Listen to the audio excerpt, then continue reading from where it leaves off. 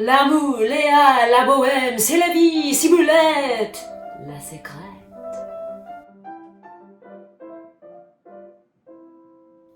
Hello and welcome back to Meet Mozart. I'm Angie, that's Mozart, and today we are looking at one of the best French operettas that you may never have heard of, Reynaldo Hahn's Ciboulette. Ciboulette has remained a standard on the French operetta scene, but despite its tuneful score and really great libretto, it really never made it onto the international stage. And to understand why, we have to go back to the beginning.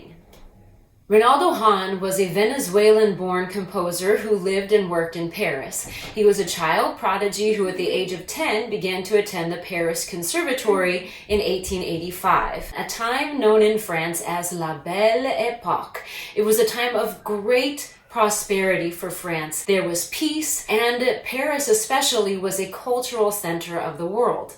At the conservatory, he studied with some of the greatest French composers of the time, including Jules Massenet, Charles Gounod, and Camille Saint-Saëns. At the age of 13, he wrote his first big hit, which is still a standard in the vocal repertoire, which was Si mes vers avaient des ailes, which was an art song by the poetry of Victor Hugo. Hahn's first opera premiered in 1898. It was called L'Île du Rêve, and it was a pretty big flop. But it was conducted by André Messager, who was a really big comic opera composer at the time. Hahn did write other operas, but the majority of his work is focused on chamber music and dance music. And he didn't have a huge stage hit until his operetta Ciboulette, which premiered on April 7th, 1923. The story, written by librettist Francis de Croisset and Robert de Flers, is set in 1867. The scene opens with Roger, a soldier, celebrating his promotion to lieutenant.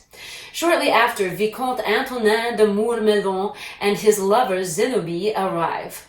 We quickly learn through a really beautiful duet that echoes Massenet's Manon, which we don't have time to get into here, but that definitely links Zenobie to a femme fatale, that Zenobie is just using Antonin for his money and she's really in love with Roger. Antonin finds out about the affair through Duparquet, a controller at Les Halles Market, who happened to have seen Roger and Zenobie's love duet. Antonin then breaks up with Zenobie, leaving Roger to pay the bill. He is grumpy, he is hungover, he is frustrated as the night fades and the sun begins to rise, but his new friend Duparquet assures him that better things are yet to come and that he should come and join him at Les Halles Market, where the farmers are beginning to set out their wares for the day. One farmer that should be in attendance, but is not, is Ciboulette. And this is because it is her 21st birthday. And so she must enjoy the day and take in the beauty of nature. She also has 8 fiancés waiting for her at the farm, and so she needs to make a quick stop by a fortune teller to kind of figure that out. The fortune teller predicts that she will find her husband under a head of cabbage. She will meet a woman whose hair turns white in an instant, and she will receive notice of a death in a tambourine. So now that her future is crystal clear, she can finally go and sell her wares to her client who has bought his wares elsewhere because he got tired of waiting. When Duparquet and Antonin see the situation, they take pity on her, and Antonin actually offers to recover her losses. She's of course quite grateful that he does so, but she can tell something's wrong, and when he tells her about his situation with Zenobie, she assures him that he is better off being free of such a woman. And that's about all it takes to make a new friendship and sing a duet about it. And to do so, I'm very excited to welcome Jordan Weatherson Pitts, a wonderful tenor friend of mine, and Jason Worth at the piano.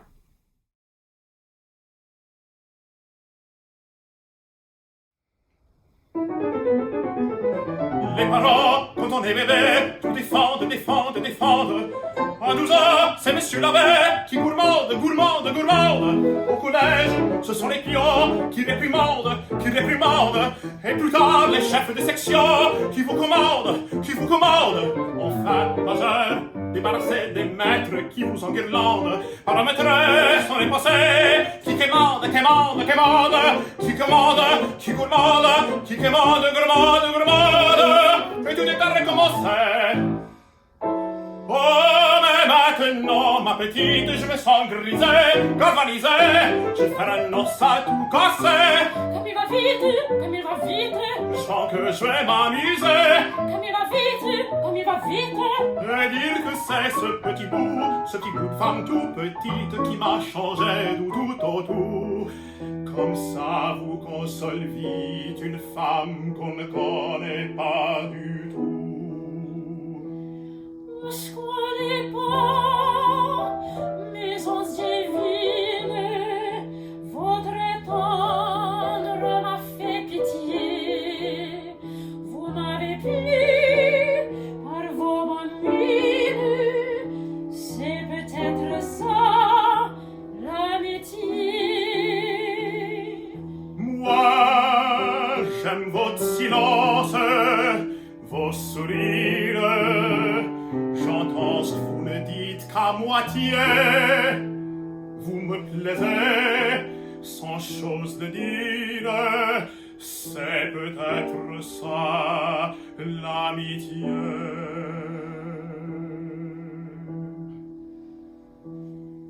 Comme la vie vous semble à vous de la douceur, quand on est ensemble comme frères et sœurs, Comme frères et sœurs, comme sœurs et frères, que n'êtes-vous ma sœur? tenez-vous mon frère. On n'aurait qu'un cœur et qu'un seul bonheur. On se dirait tout, on s'aimerait beaucoup. On se connaît à peine. On va se séparer, C'était pas la peine de se rencontrer. mais je suis content tout de même. Et moi, je suis contente aussi. C'est pas de l'amour. Pourtant qu'on s'aime, On s'aime que quand on était petit. comme la vie vous semble avoir la douceur. Quand on est ensemble comme frères et sœurs. Comme frères et sœurs. Comme sœur et frère, que n'êtes-vous ma sœur, que n'êtes-vous mon frère? On n'aurait qu'un cœur et qu'un seul bonheur.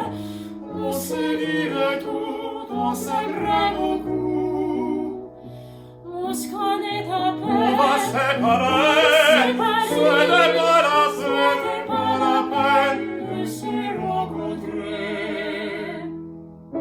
C'est drôle, C'est que drôle, l'amitié c'est vient vite, l'amitié on se connaît pas du tout. On ne se connaît pas du tout. Les choses que vous m'avez dites, personne ne trouvait ça cool. N'importe qui les aurait dites. Mais je suis content que c'était vous. Pourquoi? Je sais pas, Moi non plus. Je ne sais pas pourquoi.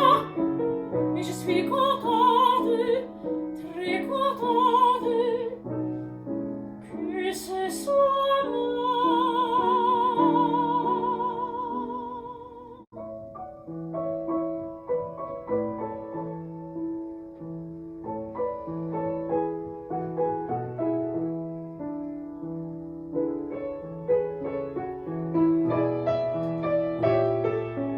que n'êtes-vous ma sœur, que n'êtes-vous mon frère?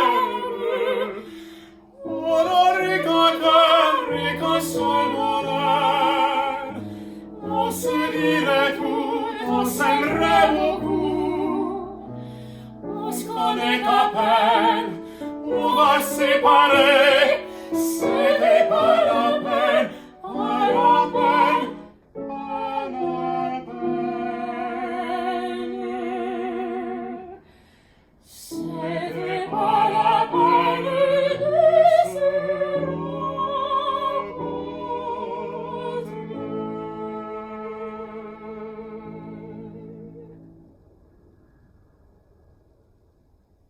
So continuing with our story, Antoinette is exhausted from all of the emotions and all of the drinking, and he falls asleep in the back of Ciboulette's cart, only to be discovered later at her farm under a head of cabbage. Ciboulette sends all of her fiancés away and pretends to be married to Antoinette, who is pretending to be a steward, and all of the pretending makes Ciboulette start to realize she might just love him after all. Suddenly, Roger and his soldiers, along with Zenobie, arrive at the farm because the world is very small. But Ciboulette sees them before Antonin, and so she hides him in the cellar. She then sings a rousing song for the soldiers and gets into a fight with Zenobie, which ends with her dumping a bag of flour onto Zenobie's head. Afterwards, she tells Antonin what happened, but he gets upset because he's still in love with Zenobie, and so he leaves. Ciboulette is of course upset by this, so she shares her feelings with Duparquet, who happens to be there as a friend of the family, and he tells her in a very beautiful melodramatic aria that he completely understands what it's like to lose someone you love because he is Rodolphe from La Bohème, the poet. And guys, I am way too steeped in this storyline to switch over to La Bohème, so let me go ahead and just spoiler alert this for you. He is the leading tenor, and his lover Mimi dies. And in this aria, we find out all he has left of her is her handkerchief. He then recommends that if Ciboulette wants to win Antonin over, she has to wow him and be famous. And the only way to do that is to become a Spanish opera singer and change her name to Conchetta Cibolero. And so with an annoying amount of ease, under the tutelage of the famous operetta and waltz composer Olivier Maitre, Ciboulette becomes a famous Spanish opera singer and does her debut in Paris. Of course, Antonin is there, but without Zenobie, who he has broken up for the last time because he has finally realized that he is in love with that little farm girl, Ciboulette. When he tells Duparquet, instead of just making things easy and saying, well, she's right over there, she is Conchetta Cibolero, he tells her that no one has seen Ciboulette, she left the farm, no one knows where she is or what's happened to her. And so then, of course, Antonin has to commit suicide. But first, he has to write a suicide note with the help of our dear poet from La Bohème, Rodolphe Duparquet. Duparquet then gives the note to a butler and tells him to give it to Ciboulette at midnight. In the meantime, a masked Conchetta Cibolero has her operatic debut, and Antonin falls in love with her. So she gives him the ultimate test of love. She hands him a pen and a paper and says, "Write, I do not love you, Ciboulette." But he can't do it. So Ciboulette takes off her mask, reveals herself, he proposes to her, everything is great, and in walks Olivier Maitre with a tambourine to give to Conchetta Cibolero for her premiere, and inside is Antonin's death note. So why, with this silly, intriguing storyline that's told through really great, tuneful music, with wonderful orchestrations, and even really interesting characters like Duparquet, who offer an opportunity to break from the traditional operetta musical style and switch over to something more melodramatic and complex, did this operetta not make it on the international scene? Well, the answer probably has to do with timing. As you may recall from our previous video on musical theater and opera and operetta, French operetta was really reaching its heyday in the 1870s with composers like Offenbach, and Hahn's score is highly influenced and riddled with references from those great La Belle Époque composers such as Massenet, Bizet, Messager, Maitre, and even Puccini. It really is a celebration of the best of the music and the sweetness of that time. But France, and more importantly the world, was no longer in that Belle Époque era. It was 1923, and all of that peace and prosperity ground to a screeching halt when the world went to war in 1914. And this is something that the librettists directly refer to in the character of Antonin de Mourmelon. In France, there are two Napoleonic estates that are called Mourmelon de Grande and Mourmelon de Petit. And Mourmelon de Petit became a military camp during World War I, and eventually in 1915 became also a military cemetery where tons of World War I soldiers are buried. So there's a direct reference to this change of time in that last name. And I think so often the impact of World War I is overlooked because of the immense atrocities that occurred in World War II. But it really was that First World War that began to change the entire world order. America began to rise up as a new world power, and with it came its influence of musical theater and jazz music. France, on the other hand, suffered greatly from the war. They were one of the first countries that was invaded by Germany, and because France had used snipers dressed as civilians in a previous war, Germany used it as an excuse to raze entire towns, and they murdered men, women, and children, civilians. So for Hahn and his librettist to set something in 1867, which must have seemed like a lifetime ago to the audiences in France, and to hear the story told through music that evoked some of the greatest compositions of that La Belle Époque era, must have felt so nostalgic to the people sitting in the seats. And so that's why it took off in France and had multiple performances. But the rest of the world had simply moved on. So that's the story of Hahn's Ciboulette. I hope y'all will take the time to listen some more to this score. There are some really great recordings on YouTube, actually. And thank you to Jordan Weatherson Pitts and Jason Worth. It is such a pleasure to get to see you both again and to make some really wonderful music. It was a blast.